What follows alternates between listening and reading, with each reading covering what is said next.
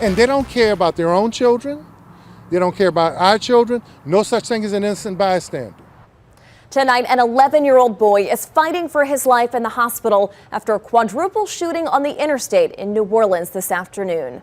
Good evening, I'm Meg Gatto. And I'm Lauren McCoy. A city council member says an 8-year-old girl was also injured along with 2 women, and this shooting shut down a portion of the interstate in New Orleans East for hours. And as David Jones reports, the shooting may have stemmed from a fight that started on a playground.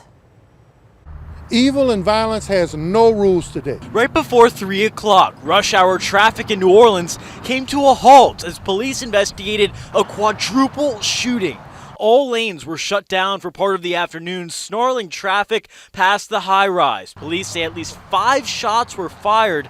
This blue Volkswagen SUV had bullet holes in the passenger side. It's insane. According to City Councilman Oliver Thomas, of the 4 victims, 2 adult women, a 28-year-old and a 37-year-old. The 37-year-old, he says, was shot in the thigh. Thomas says an 8-year-old girl was injured with a graze wound to the head, and an 11-year-old boy was shot in the head. He was taken to the hospital in critical condition, while the 3 females were all stable. When I drive on this state, I don't really feel safe.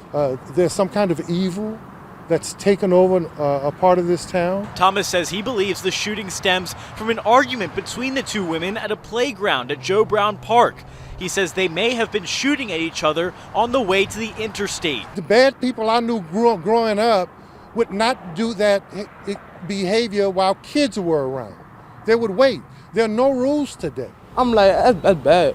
That's bad. Like, I feel like no, like somebody doing something like that ain't good type stuff. It ain't good at all. Thomas says the incident draws a sharp contrast to an earlier event he attended, a prayer walk across the city for peace. And they don't care about their own children.